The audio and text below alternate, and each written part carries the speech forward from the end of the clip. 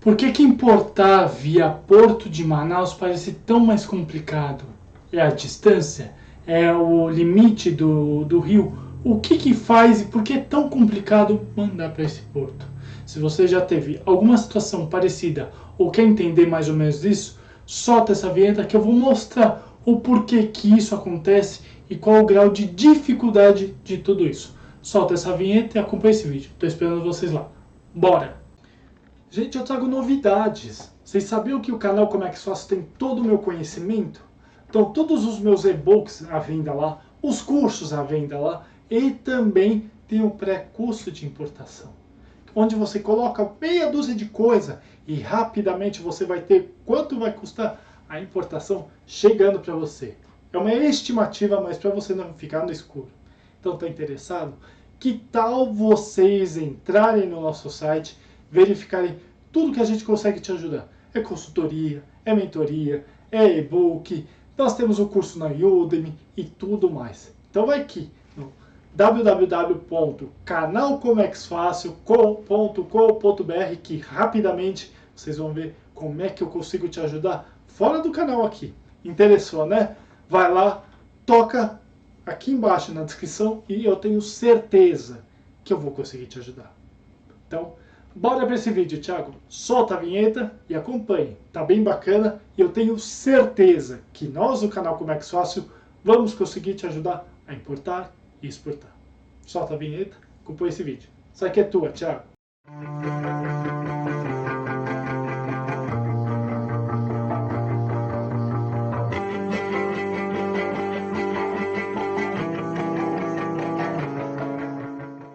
Marinheiros de primeira viagem de comércio exterior, importadores e exportadores.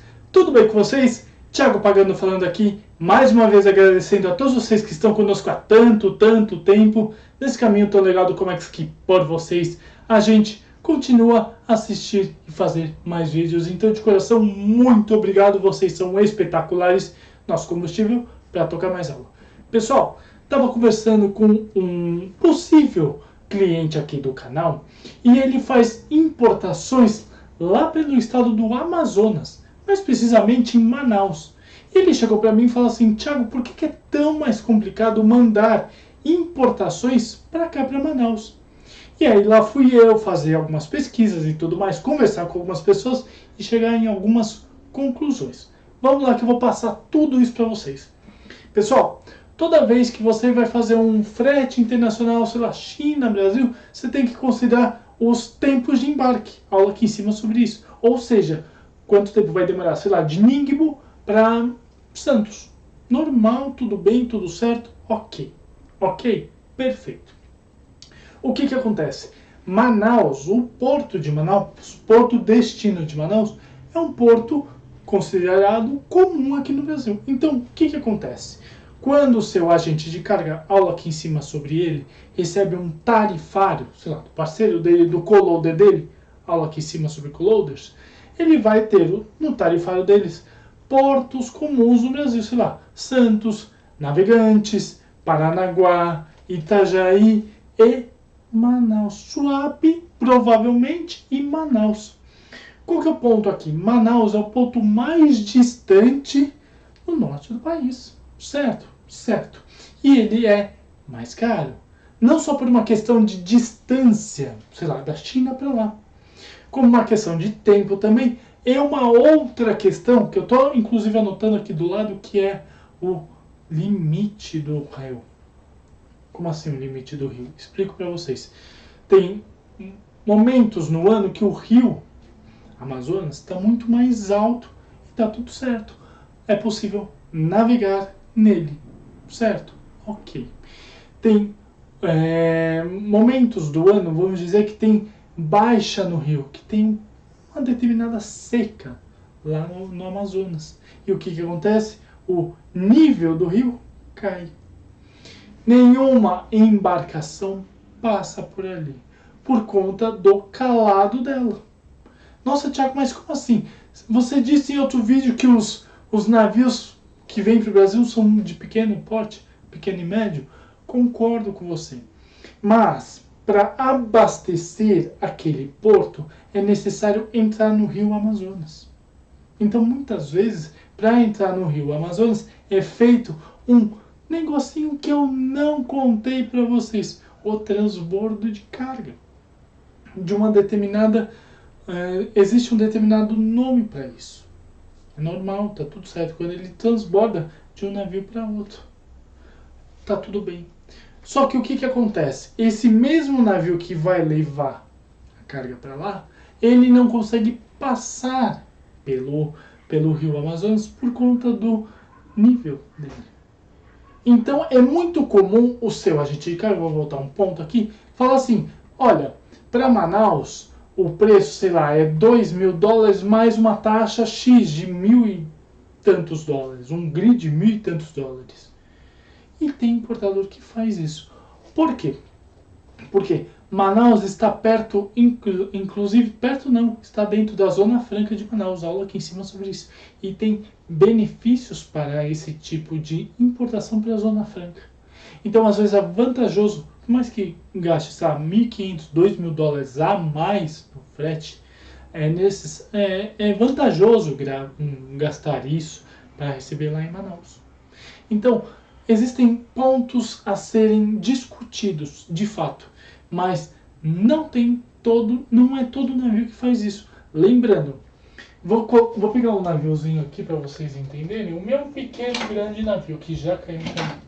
Ó, meu pequeno grande navio. Vamos supor que esse navio é um navio que está no porto, esperando para fazer o transbordo de carga para ir para o rio Amazonas. Certo? Então ele é um navio de menor porte, ok? E com o tempo é necessário fazer o transbordo da carga. Então aquela carga que estava no navio de, sei lá, 5.000 containers, capacidade de 5.000, 10.000 containers, ele vai passar para esse navio menorzinho, que tem uma capacidade menor, mas um calado mais alto. Ele não vai possivelmente ficar travado naquilo. Ele é um navio específico para aquele tipo de rio, ou chamados feeders. Esse é o nome, um feeder. Então, é possível que isso aconteça. É passado de um navio grande para um navio pequeno. E esse tipo de operação é cara. Então, vocês entendem aqui que não são todos os armadores, aula aqui em cima sobre eles, que fazem esse tipo de operação. É muito normal vocês agentes de carga, receberem tarifários que não tenham Manaus no meio da jogada. Próxima aula eu vou, inclusive, mostrar como é que é recebido um tarifário. Muito interessante, tá? Mas entendam que não são todos os armadores que conseguem navios feeder para isso. Então, de fato, Manaus é um porto mais longe, digamos assim. É necessário o rio Amazonas para ser feito o transporte para ele. Ele tem os seus momentos de ápice, de alta e baixa no nível dele. E é necessário navios feeder. Ou seja, aquele tempo considerado, sei lá, de Ningbo para Santos, 40 dias, vamos colocar dessa forma, ele aumenta para 52. E se é de Qingdao, então, meu Deus, explode para 60 e tantos dias. É mais caro, é mais complicado, é mais custoso, mas existem vantagens, colocar na ponta do lápis. Então entendam, não é porque, é longe. Não é a questão de ser longe, mas é uma questão de logística um pouco mais complicada. De fato, Manaus é um porto a ser explorado, principalmente quem está no norte do Brasil. Mas é um porto com algumas peculiaridades, vamos colocar dessa forma. A questão ali é a alimentação pelo rio Amazonas, é ter navios feeder para receber essa carga, é a alta ou baixa do nível do rio Amazonas. O custo dele também não é tão... Quer dizer, é interessante para quem está lá e quem utiliza principalmente a Zona Franca de Manaus como benefício fiscal estadual, que inclusive eu coloquei a aula aqui em cima sobre isso. Então entendam, tudo isso que acontece no porto de Manaus. Mas não desconsiderem usar esse porto, porque é um porto considerado comum aqui no Brasil, bem interessante inclusive, tá bom? Então entendam, todos os portos aqui no Brasil têm lá suas peculiaridades. Santos tem a sua, Itajaí tem a sua, Navegantes tem a sua, Paranaguá e Manaus, Suape, etc, etc. E eu vou citando outros portos aqui no Brasil, mas entendam, esse tipo de porto, lá no norte do Brasil, ele abastece muitas empresas. E vocês não imaginam o quantas empresas tem nessa região que fazem principalmente o uso da Zona Franca. É bem interessante. Vou estudar um pouquinho, acho bem legal vocês verificarem a questão da Zona Franca de Manaus para recebimento e desembaraço desse tipo de carga lá, ou qualquer tipo de carga lá. Vale muito a pena, tá bom? Mas sim, Manaus é um porto a ser estudado, bem interessante, mas um pouquinho complicado, mais complicado que Santos, por exemplo, tá bom? Gente, aula diferente, gosto de mostrar para vocês o que está acontecendo nessa situação e por que Porto de Manaus é tão mais caro, tá bom? Vou colocar aqui embaixo os meus contatos. Não hesitem em entrar em contato comigo, eu estou aqui para ajudar vocês em dúvidas, questionamentos, curiosidades, críticas, consultorias e mentoria. Sim, canal Comex Sócio é consultoria e mentoria para ajudar vocês a importar e exportar sem medo de ser feliz. Vem com a gente que eu dou o caminho das pedras sempre, para todo mundo trabalhar e conseguir crescer nessa área, que é bem interessante, tá bom?